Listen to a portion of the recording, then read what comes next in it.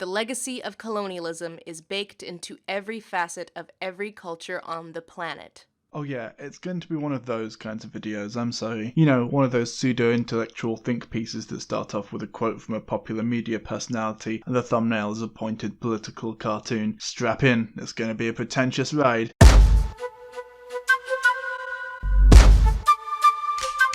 Yeah.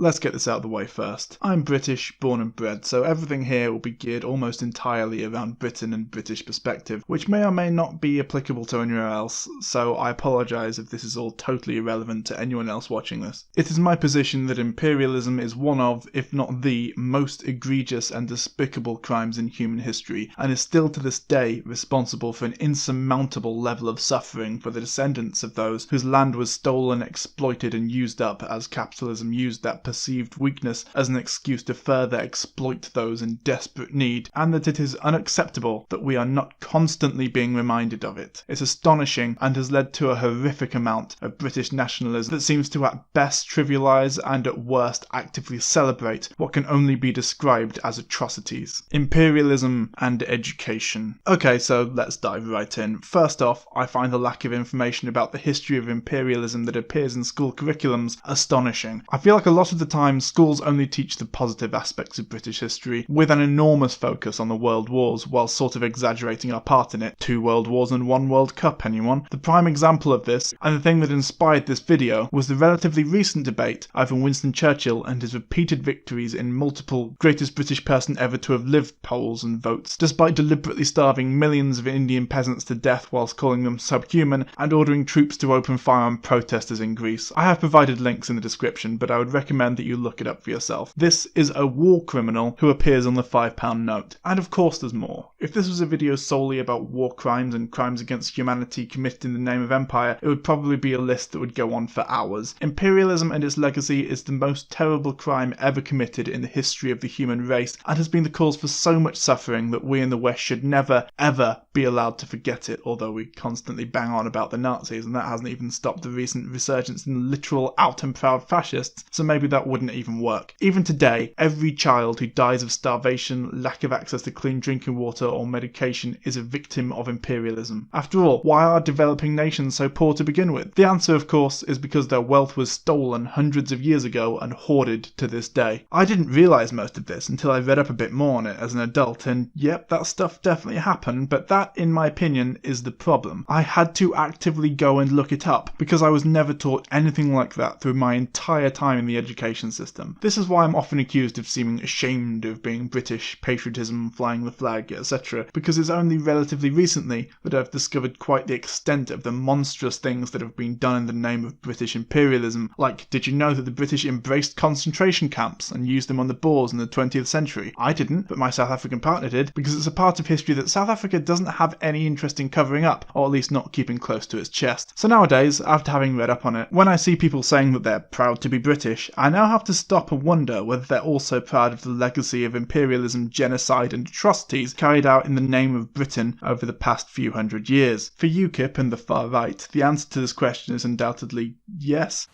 Unrepentant when I met him today, despite the storm his words created, UKIP's Godfrey Bloom insists the Bongo Land comment was harmless. But a lot of people claim patriotism who obviously don't mean that. I don't know, I suppose it's a little strange for me to feel this way about something I have no control over, or to feel some kind of inherited guilt over what past generations did. And maybe I'm going a little bit too far, but I do think that we should at least attempt to become more educated about the darker parts of our own history, rather than glossing over or ignoring them. That is, after all, how we prevent repeating them. It's frankly unacceptable that a majority of people can claim patriotism and yet also be aware of centuries of history that made this country what it is today. I almost, but not quite, respect the ultra-nationalists more, because awful though they may be, at least they're open about wanting a return to colonialist times, whereas the modern, just proud of being British, Brexit-voting patriot generally ignores them, or at the very least tries to dismiss them with some pithy statement like, "It was so long ago," as if we're not still living with the consequences and legacy of our ancestors' actions. I also feel like we should have a greater political education. I remember being woefully uninformed when I first voted voted at 18, I voted Lib Dem just before the coalition. Mostly because I rather naively thought Nick Clegg seemed like he knew what he was talking about, and I didn't even really know the difference between the various ideologies. I only recently discovered what communism was after university, even though I studied the Russian Revolution in secondary school. That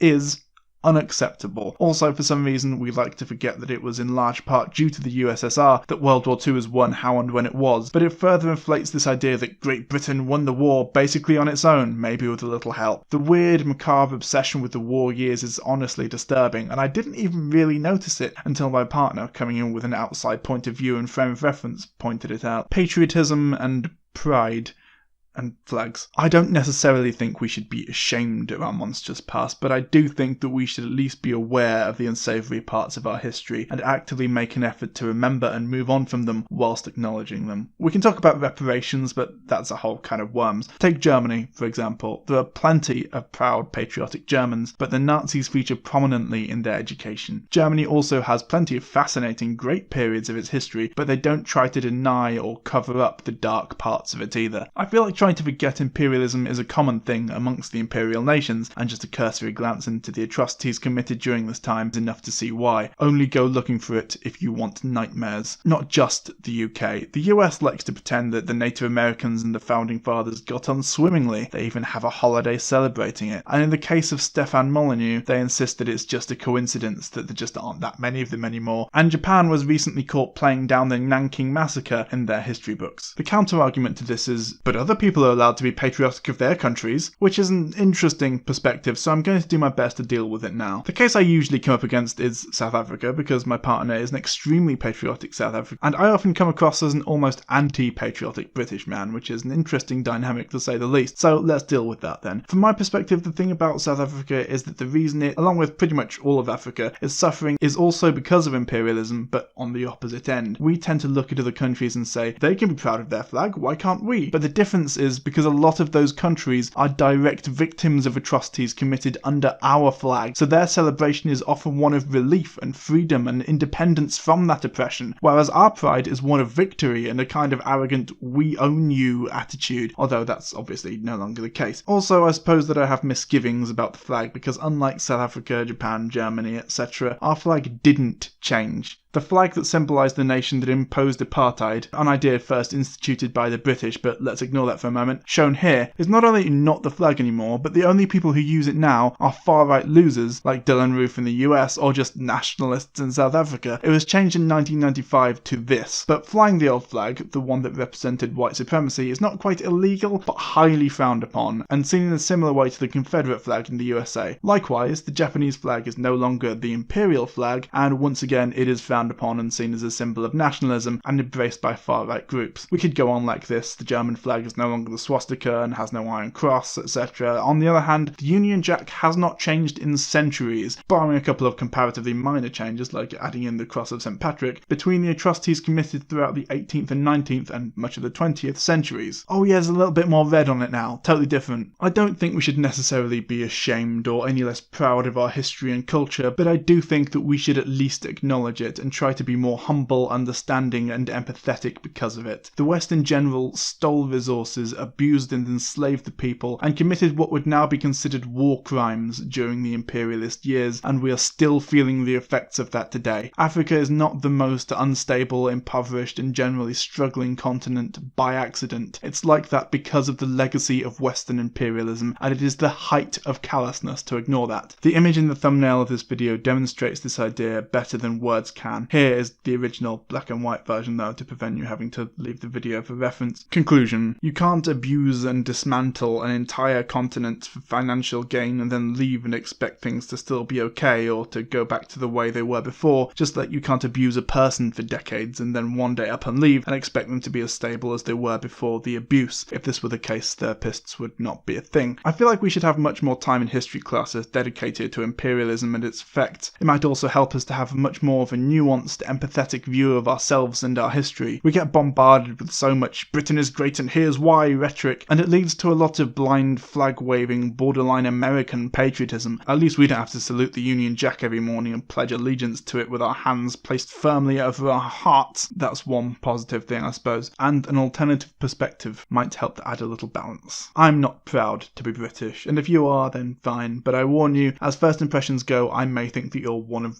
those people to begin with. Let's not pretend like our ancestors weren't monsters a lot of the time. Let's not be Stefan Molyneux, basically. I'm from where they overthrow democratic leaders, not for the people but for the Wall Street Journal readers. From where blacks, indigenous peoples and Asians were once slaves of the Caucasians, and it's amazing how they trained them to be racist against themselves in the place they was raised in. You kept us caged in, destroyed our culture and said that you civilized us, raped our women, and when we were born you despised us, gentrified us, agent provocateur divide us, and crucified every revolutionary messiah. So I'ma start a global riot that not even your fake anti-communist dictators can keep quiet. Fuck your charity medicine trying to murder me. The immunizations you gave us were full of mercury. So now I see the third world like the rap game soldier. Nationalize the industry and take it over. There's a sense of incoherent anger. People are angry, but they can't explain why. Hello sir, and why are you here today? I'm here to protest, right? Because I'm going on a march because I want Britain to be back British. I want Britain to be back British. We've got interracial law, and the Muslimic infidel, they're trying to get their law over our country. And it is happening. It's happening in other countries. Everything, it's happening in every country. It's like you've got